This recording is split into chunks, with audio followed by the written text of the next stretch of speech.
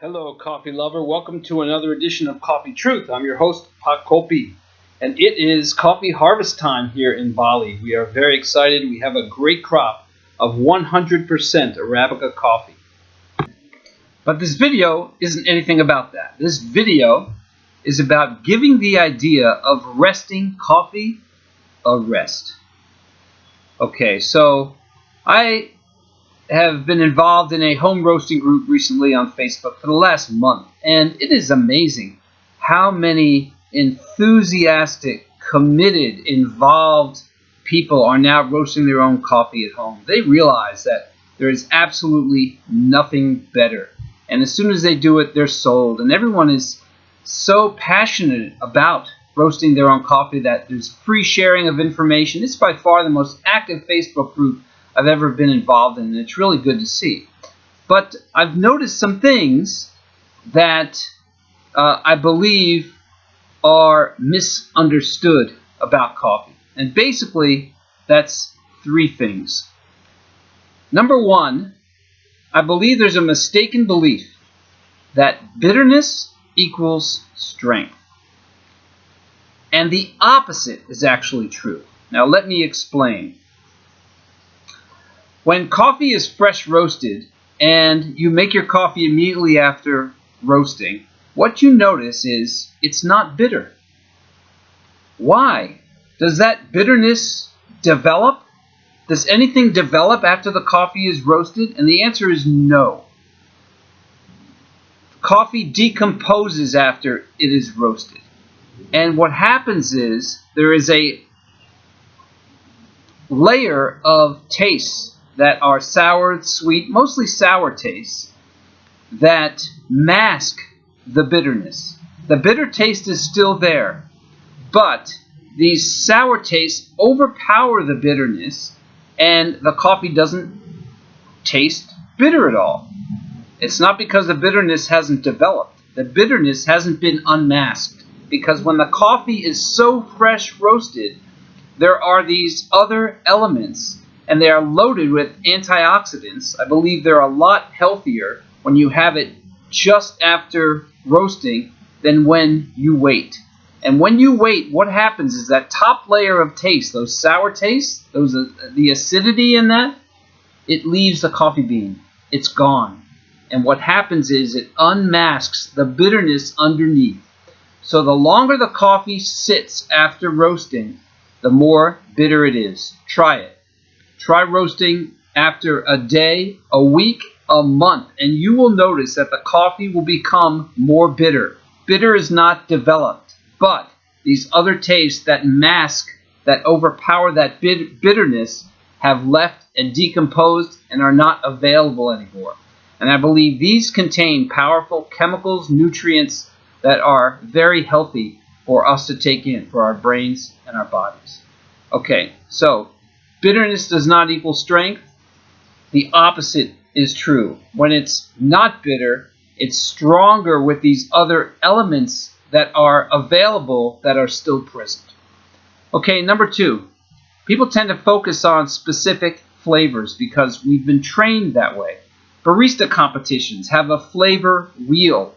It's not a feeling wheel to see how this coffee enlivens us and the buzz we get from it, but it's about noticing specific flavors.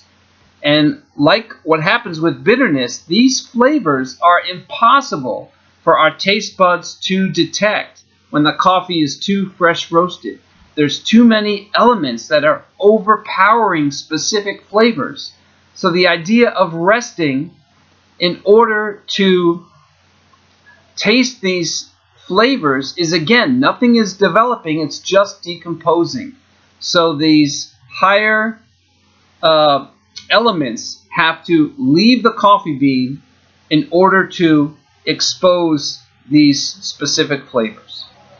Number three is, since all the experts seem to agree that the coffee must rest before using it, people blindly believe that that's the case. And then it becomes, how much should it rest? I myself, I was taken in by it as well. In my TEDx talk in 2012, I announced that peak time was 11 hours.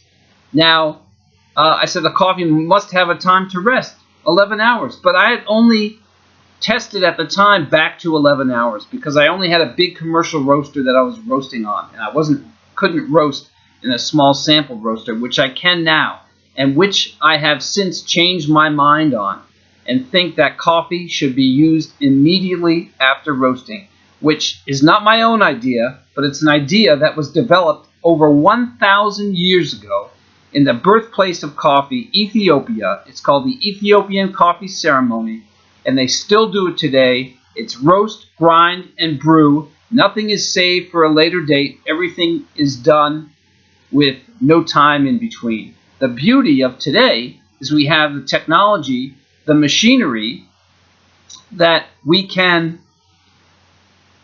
do that whole process very quickly, because if you go to Ethiopia, it's going to be several hours to do the whole process, but we can do that in a matter of minutes today with the new technology.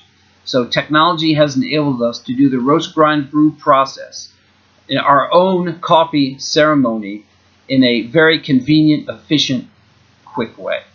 So I encourage people, test this theory on your own.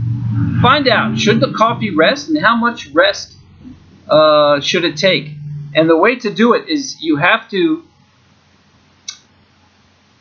test the coffee side by side. So you have to test 1 day after roasting versus 4 days after roasting, side by side.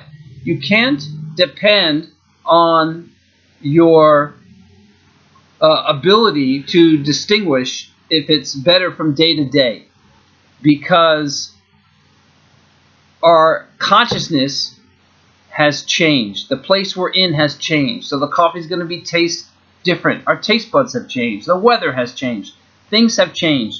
You cannot rely on notes. You cannot rely on other factors unless you are testing it side by side. Okay, I'm not the only one that thinks that coffee should not rest. What I'm going to do is show you some comments that I have gotten agreeing with my conclusions, and I'm going to end you with those comments and a little of my trumpet playing. Okay, thanks a lot. This has been Coffee Truth. We'll see you again.